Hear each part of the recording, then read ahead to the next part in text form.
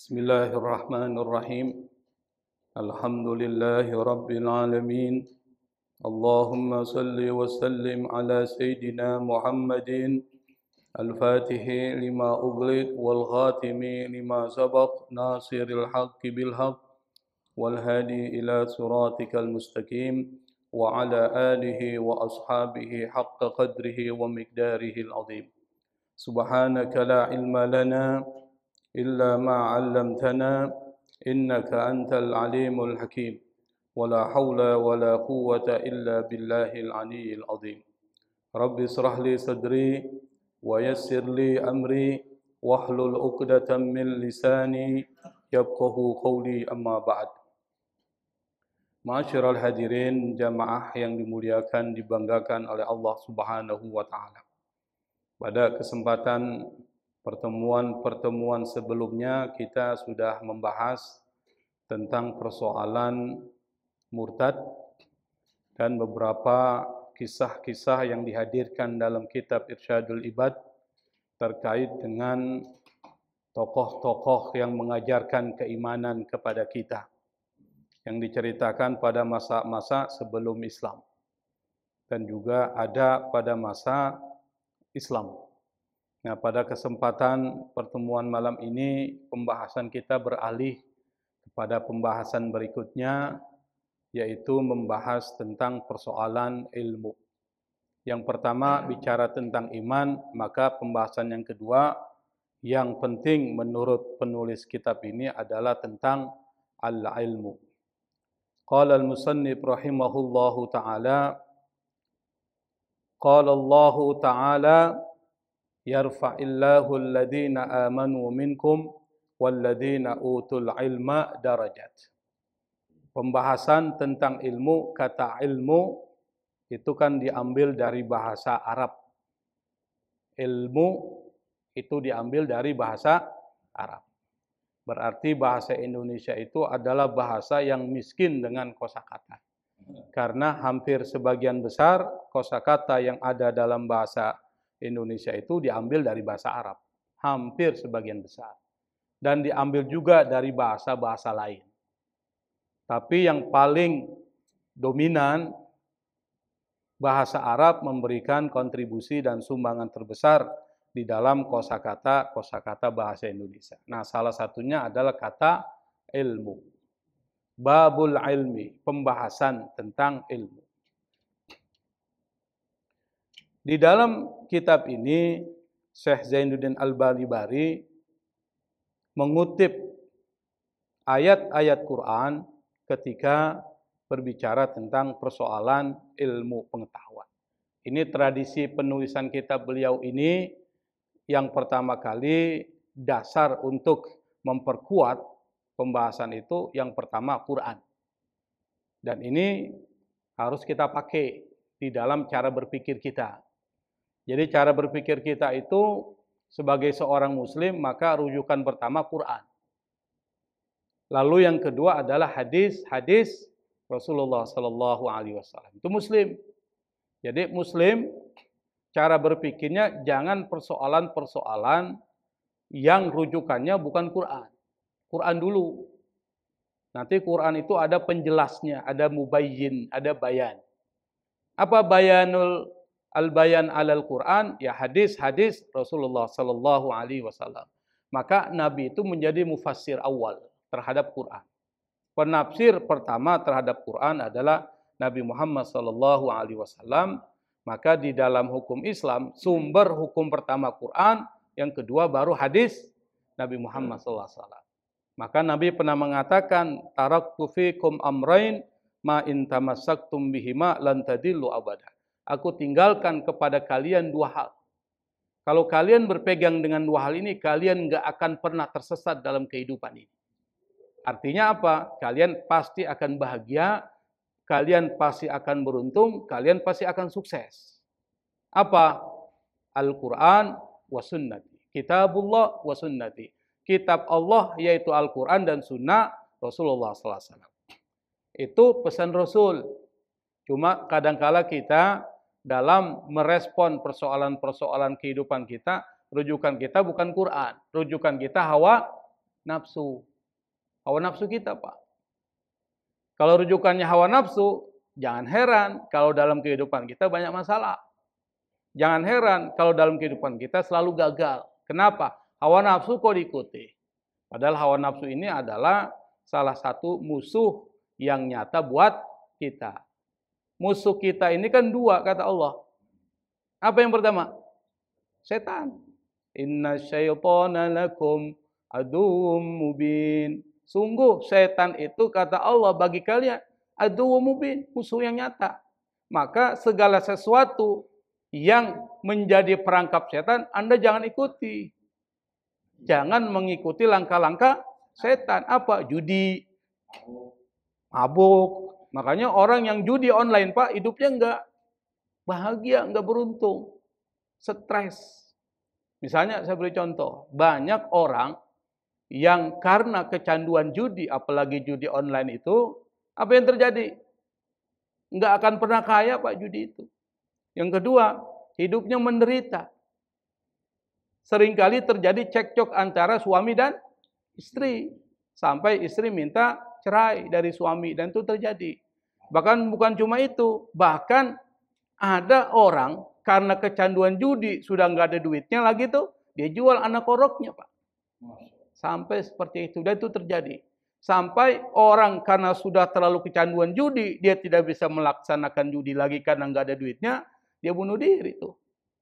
Itu namanya perangkap setan.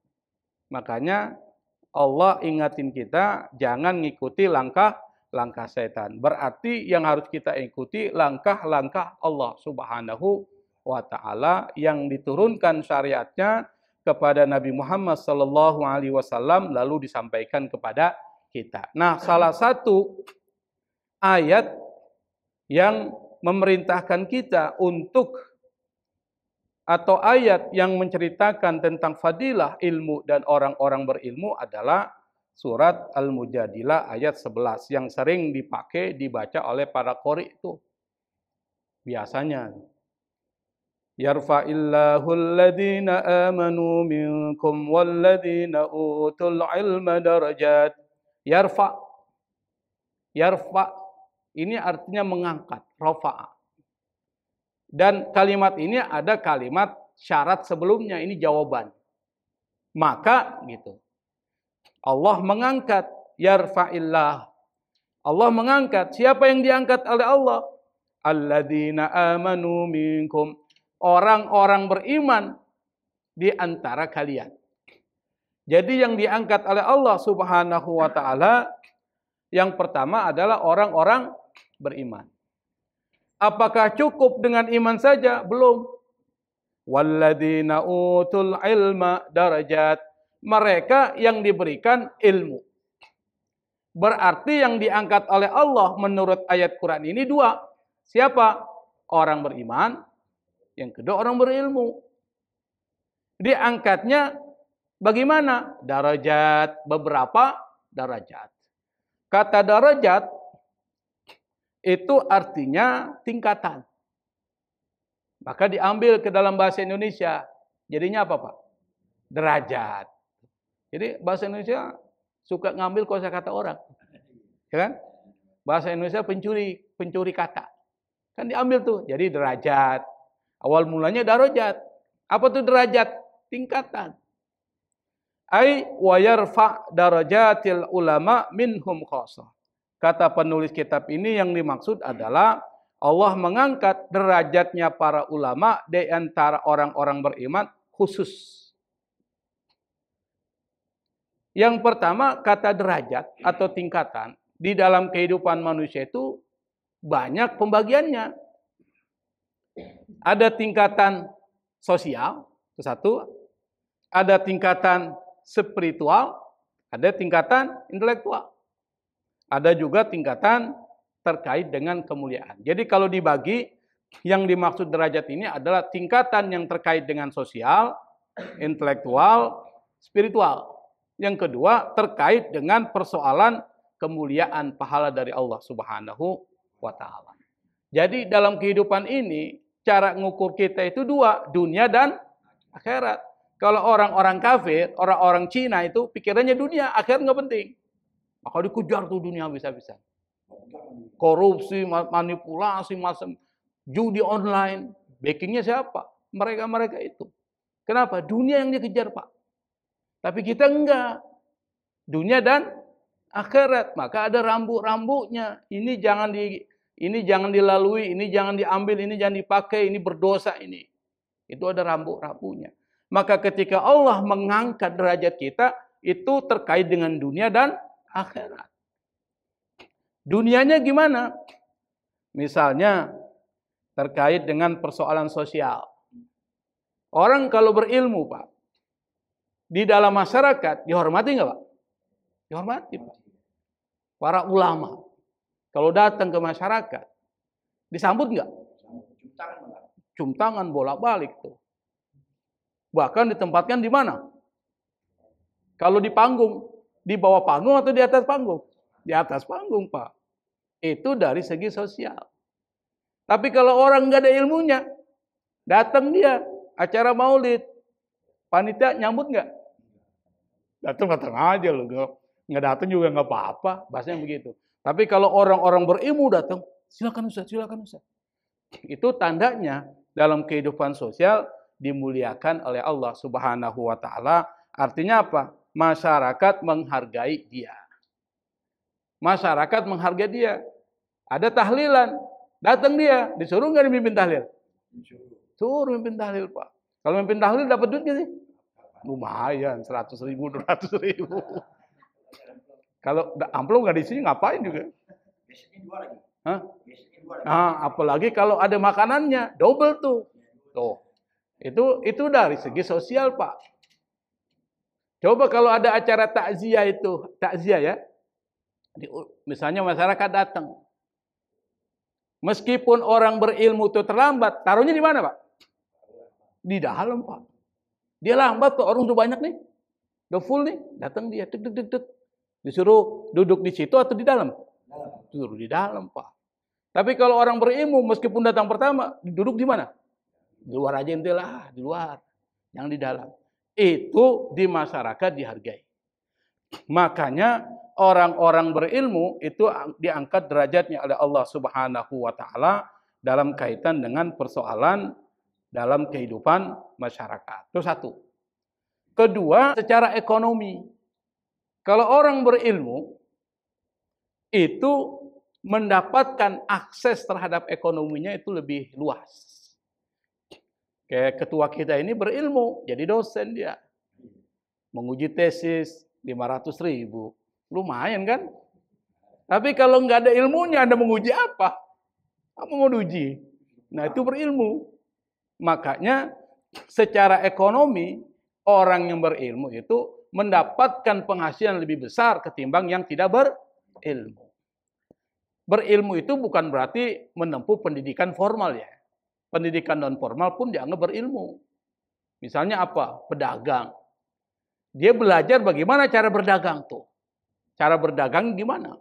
Kalau orang berilmu mengerti tentang cara-cara berdagang, cara-cara bisnis, meskipun dia tidak sekolah, tapi dia belajar dalam pengalamannya, maka dia lebih mudah mendapatkan penghasilan ketimbang yang tidak berilmu. Makanya Allah Subhanahu wa taala mengatakan orang-orang berilmu itu akan diangkat oleh Allah Subhanahu wa taala di dunia. Di dunia. Sekarang mau daftar pegawai negeri, Pak. Pegawai negeri. Yang satu berilmu, ada tandanya berilmu. Tanda berilmu apa sih? Sertifikat. Ijazah. Namanya sertifikat atau ijazah. Syahadah dalam bahasa Arab. Syahadah itu artinya penguat. Anda berarti pernah sekolah. Ada ilmunya enggak? Enggak penting ada ilmu atau tidak. Yang penting Anda pernah sekolah. Ada ijazah SD-nya enggak, Pak? Berarti Anda sekolah SD. Ada ijazah SMP? Ada, berarti Anda sekolah SMP. Tapi kalau saya tanya soal-soal SMP, belum tentu Anda bisa jawab. Kenapa? Enggak penting soal ilmunya, yang penting ada ijazah. Itu penanda bahwa orang itu berilmu. Daftar pegawai negeri, persyaratannya harus S1. Anda pinter nih, tapi nggak ada syahadah, nggak ada sertifikat. Yang satu pas-pasan ilmunya, tapi ada sertifikat. Mana yang diterima, Pak? Ada sertifikat. Makanya ilmu perlu ada penguat yang disebut dengan syahadah. Dalam bahasa Arab syahadah atau disebut dengan ijazah atau sertifikat. Nah, sertifikat penting untuk menandai orang itu pernah sekolah. Tapi kalau ditanya berilmu atau tidak, yang pasti dia pernah sekolah, yang pasti dia pernah belajar. Berarti dia asumsikan orang itu punya ilmu pengetahuan.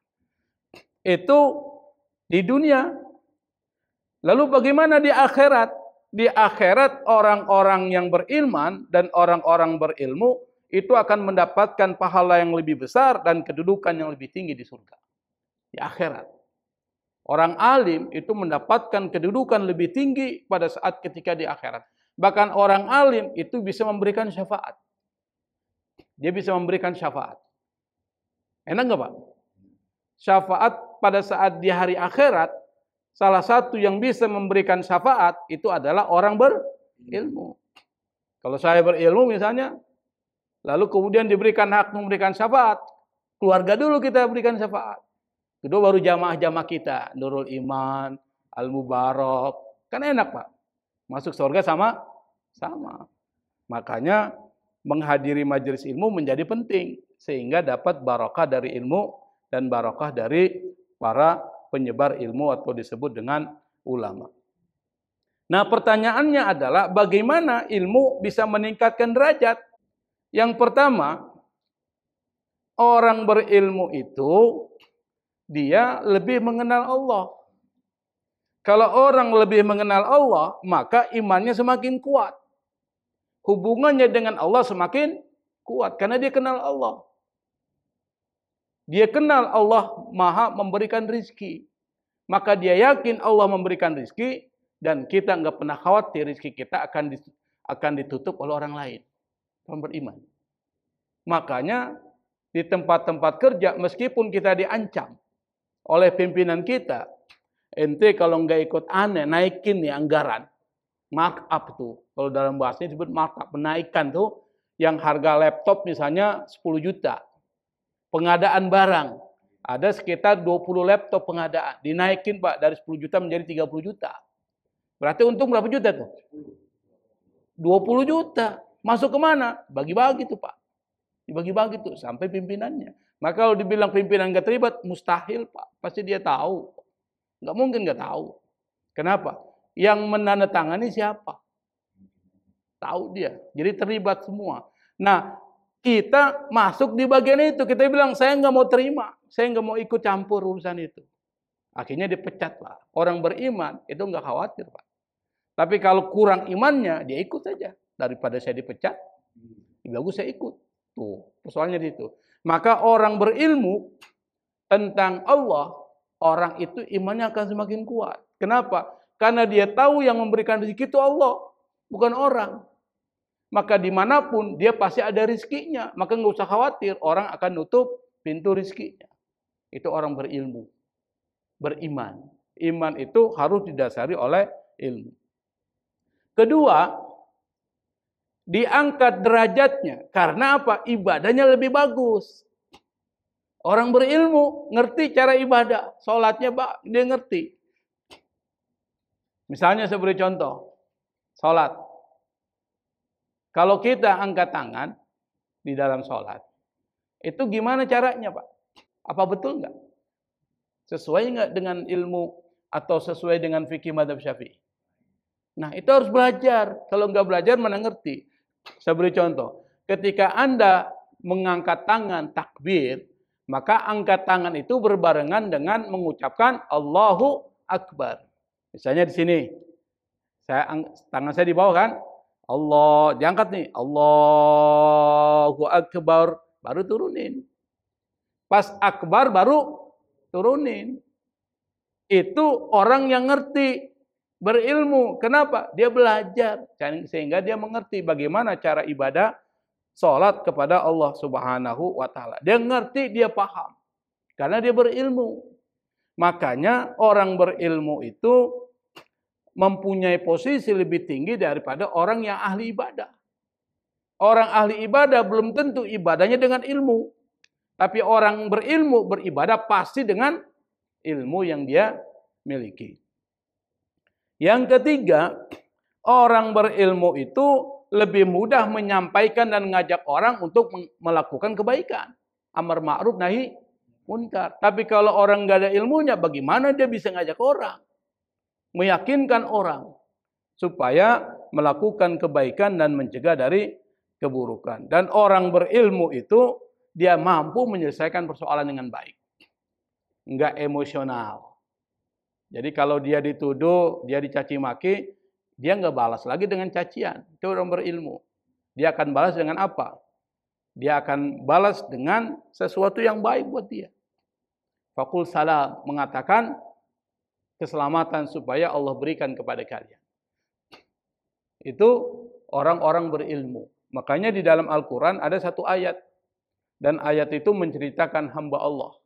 Jadi hamba Allah yang benar, kata Allah, wa ibadur rahmanil ladina yamshuna 'alal ardi hauna wa idza khatabahumul jahiluna qalu salama.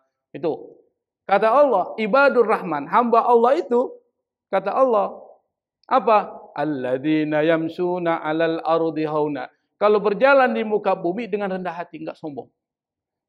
Wa idza khatabahumul jahiluna, kalau orang-orang bodoh tidak ngerti agama, membuli dia, mencaci maki dia, menghina dia, dia nggak balas cacian dan makian itu dengan cacian. Dibalas dengan apa? Qalu salam. Mereka mengatakan, semoga Allah memberikan keselamatan buat kalian. Supaya Allah menyadarkan kalian. Semoga Allah mengampuni kalian. Orang berilmu. Kita enggak, Pak. Kalau dicaci maki, kita bilang apa, Pak? Kita balas lagi. Itu bedanya kita dengan orang yang berilmu. Orang-orang yang disebut dengan ibadur rahman. Karena itu maka penulis kitab ini mengutip ayat ini mengatakan, kalau disimpulkan adalah orang-orang berilmu akan diangkat oleh Allah Subhanahu wa taala baik di dunia maupun di akhirat. Itu satu. Makanya kita disuruh nyari ilmu supaya derajat kita diangkat oleh Allah Subhanahu wa taala. Lalu penulis kitab ini mengutip ayat yang kedua, cukup 2 ayat aja dikutip, tapi ini sudah menjadi cerminan pesan keseluruhan. Apa ayat yang kedua? Wa qala Allahu azza wa jalla, Allah berfirman, "Qul hal yastawil ladina ya'lamuna wal ladina la ya'lamun." Qul, katakan, ya Muhammad, hal apakah yastawi sama alladzina ya'lamun, mereka yang berilmu, yang mengetahui, walladzina la ya'lamun, dan mereka yang tidak mengetahui. Allah katakan kepada Nabi Muhammad, katakan ya Muhammad, apakah sama orang berilmu dengan orang tidak berilmu? Jawabannya apa, Pak? Beda. Tapi perkataan Allah ini nggak perlu kita jawab. Di sini sudah tersirat, orang berilmu dengan orang tidak berilmu pasti akan beda. Perbedaannya sangat jelas. Seperti yang saya katakan tadi, orang berilmu kalau ibadah, ibadahnya lebih berkualitas. Tapi kalau orang tidak berilmu, ibadahnya ngikut-ngikutan. Asal-asalan. Yang penting ibadah. Nggak ngerti tentang kaitan dengan persoalan sunnah, rukun. Yang penting saya sholat. Tetapi tidak ngerti bagaimana cara membuat sholat kita menjadi lebih khusyuk dan berkualitas.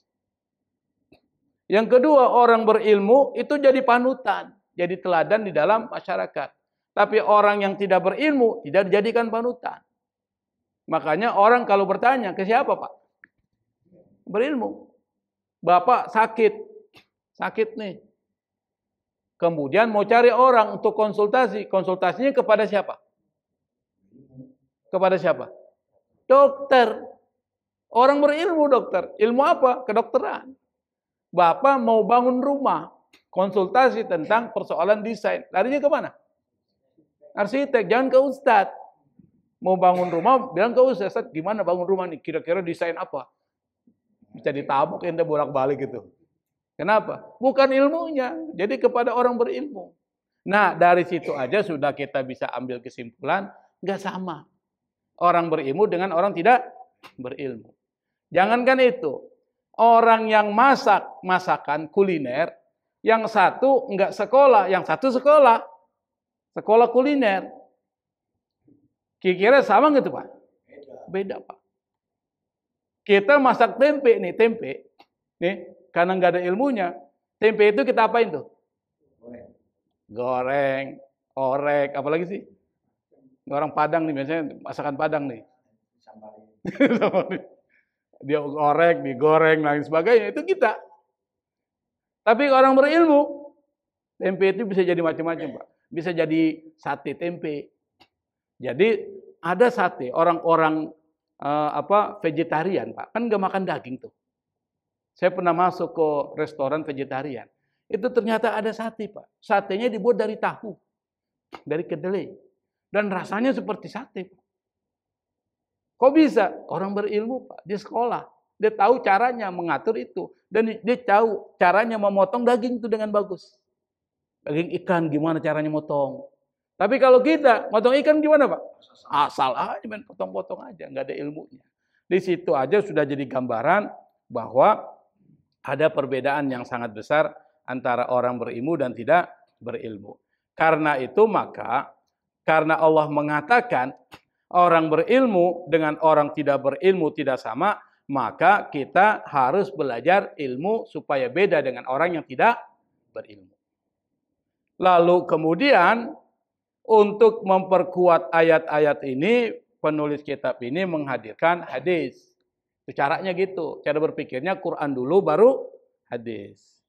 Yang pertama, wa akhraja Ibnu Abdul Barri an Anas bin Malik radhiyallahu anhu qala Rasulullah sallallahu alaihi wa alihi wasallam utlubul ilma walau bisin. Diriwayatkan oleh Ibnu Abdul Bar dari Anas bin Malik, sahabat Rasulullah dan juga merupakan staf khusus dari Rasul, pembantu Rasul, namanya Anas bin Malik. Beliau termasuk perawi hadis terbanyak dari 7 perawi hadis dari kelompok sahabat Nabi. Nah, Anas bin Malik termasuk yang banyak meriwayatkan hadis. Dia berkata, qala Rasulullah sallallahu alaihi wasallam, Rasul bersabda, utlubul ilma walau bisin. Carilah ilmu meskipun sampai negeri Cina. Sin. Berarti zaman Nabi sudah ada informasi tentang negeri Cina. Karena apa? Karena Nabi ngucapin, utlubul ilma walau bisin. Meskipun hadis ini adalah hadis yang lemah, tetapi pesan moralnya sangat tinggi, sangat kuat dan relevan. Hadis ini dari segi kualitas hadis ini lemah, dhaif. Tetapi pesannya semua orang pasti tahu, nuntut ilmu itu penting. Meskipun sampai negeri Cina. Kenapa penting menuntut ilmu? Kata Imam Ali bin Abi Thalib, al-ilmu yahrusuk. Ilmu bisa menjaga engkau. Karena itu maka tuntut ilmu. Nabi mengatakan walau bisi.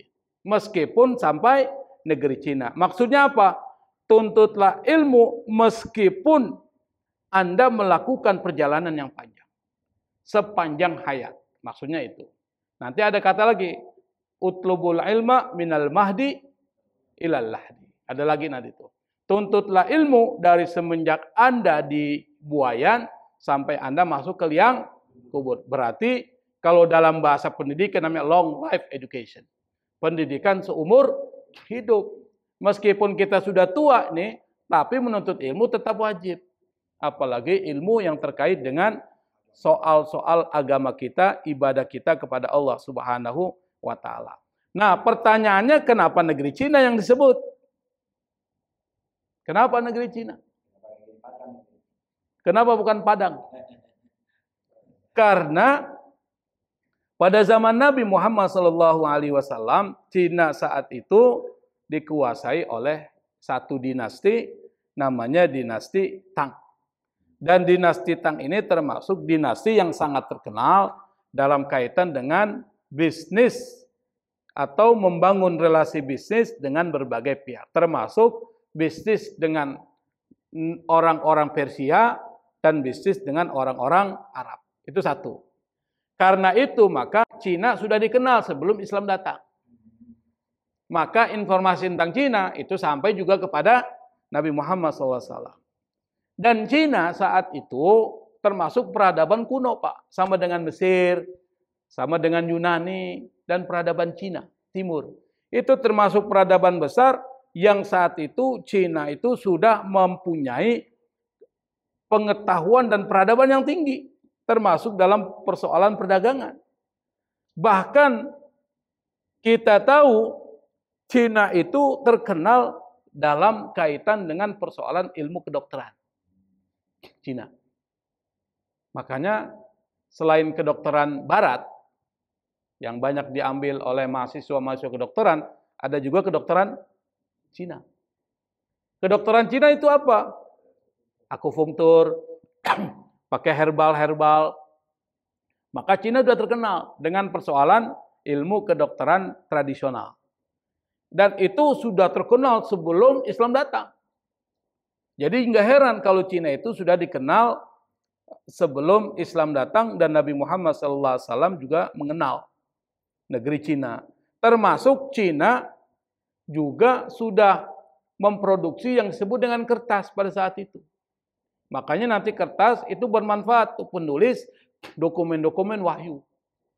Dan yang ketiga, Cina juga sudah mampu membuat bubuk mesiu pada saat itu.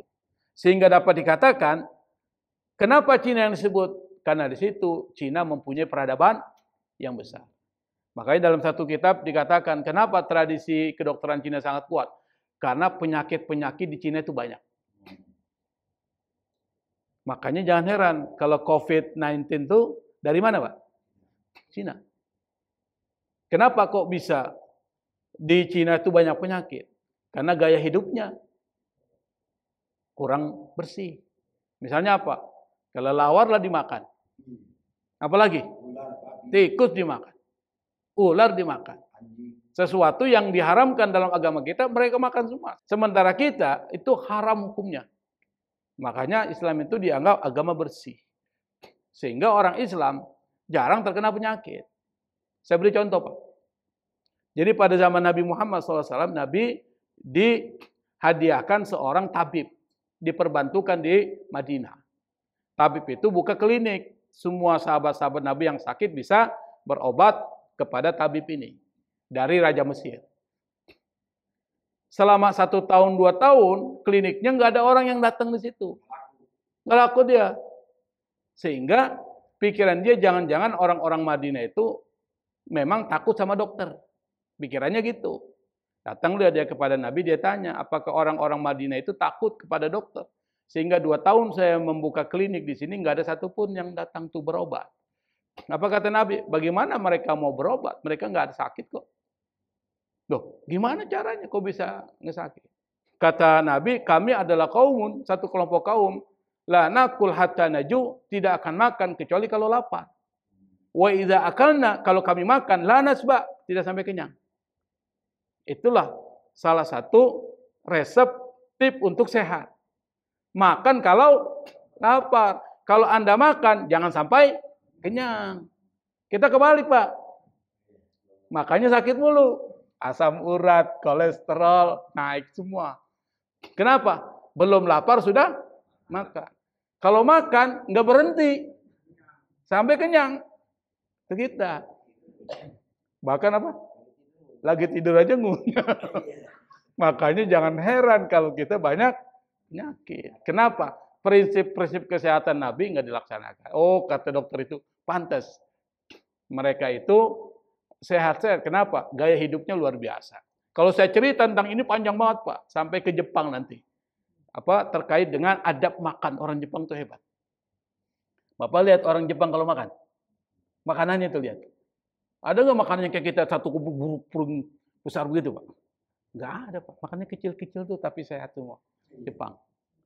Nanti sewaktu-waktu kalau kita bicara tentang persoalan makan, saya akan jelaskan tentang itu. Karena waktu kita nggak banyak.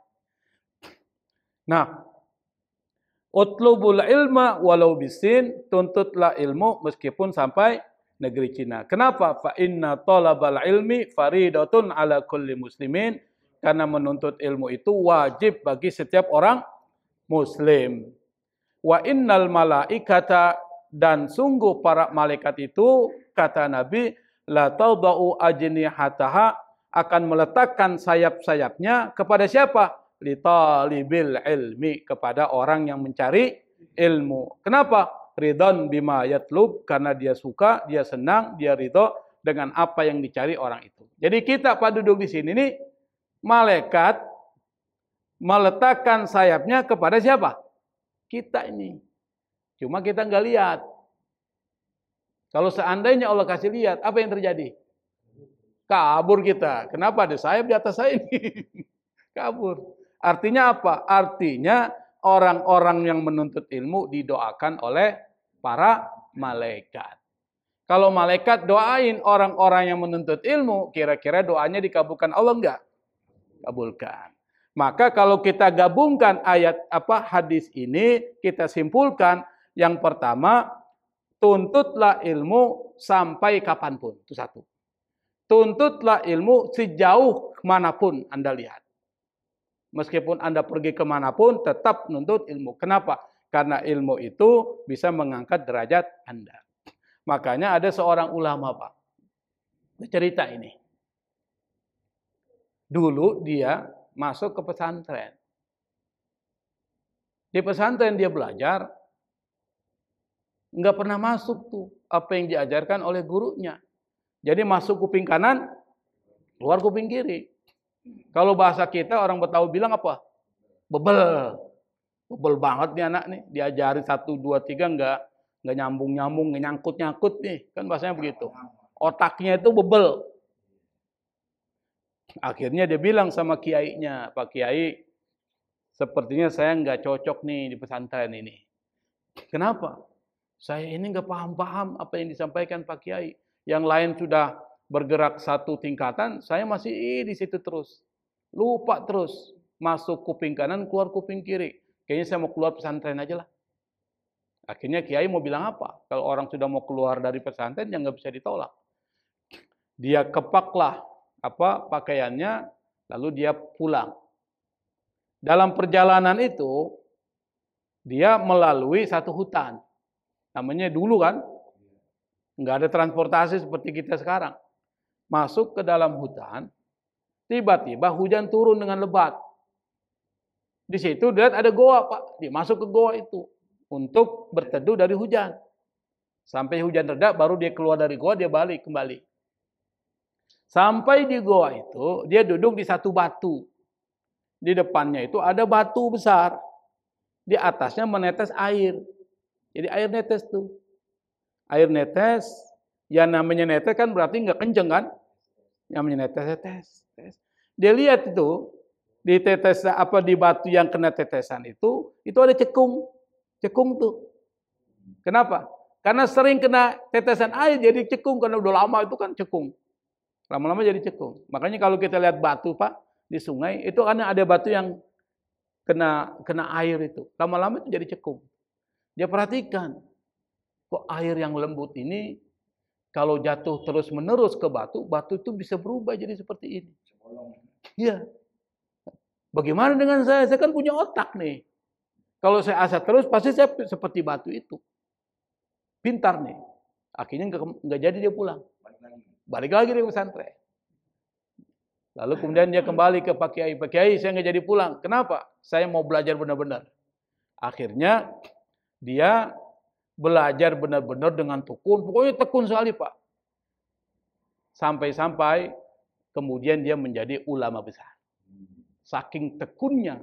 Dan dia banyak menulis kitab, dan kitabnya sampai ratusan kitab yang dia tulis. Siapa dia? Ibnu Hajar al-Asqalani. Maka disebut dengan anak batu. Ibnu Hajar. Anak batu. Kenapa? Belajar dari batu itu tuh. Batu yang keras aja bisa cekung dengan tetesan air yang terus menerus. Akhirnya Ibnu Hajar al-Asqalani menjadi ulama besar, dan sampai saat ini namanya masih dikenang dalam sejarah Islam. Siapa dia? Menulis salah satu kitab merupakan syarah dari kitab Sahih Bukhari. namanya Fathul Bari.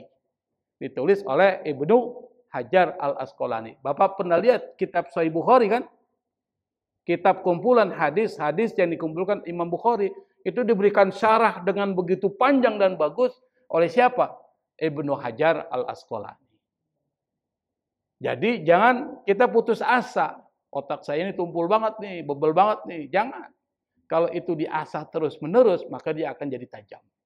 Otak meskipun bebel, kalau dia dilatih terus-menerus, dia akan menjadi cerdas. Makanya tidak ada orang bodoh, yang ada orang malas. Kalau dia bodoh, dia belajar terus-menerus, jadi pintar dia. Betul Pak ya? Jadi kecanduan. Orang kalau sering belajar, baca buku tiap hari, lama-lama nggak baca buku, pusing nggak? Dia ini baca buku terus, tiap hari. Sampai 1 bulan, dia bisa membaca sampai 5 buku. Tiba-tiba nggak ada buku yang dibaca, pusing nggak? Sama dengan orang ngerokok nih. Merokok, setiap hari ngerokok. Tiba-tiba dia dilarang ngerokok, pusing nggak tuh Pak? Pusing. Yang jawab tuh perokok tuh, pusing. Kenapa? Karena udah kecanduan. Nah, orang kalau ngaji sudah kecanduan, di mana aja dia kejar Pak? Di mana yang dikejar? Kecanduan. Kalau saya nggak ngaji, ketinggalan saya ini. Saya dulu waktu masih muda Pak, ngaji saya itu nggak di sini Pak. Saya ngaji dengan Ustadz Aminullah, bapaknya Ustadz Fikri. Kemudian ngaji dengan Ustadz Iji, Muhammad Iji itu. Sekarang sudah tua itu. Anaknya Ustadz Salbini, yang di Kebon Jeruk tuh, dekat Cakra dulu. Masuk ke Cakra dekat Tarsisi apa? Kanisius atau Tarsisius? Kanisius. Dekat Kanisius rumahnya itu dulu.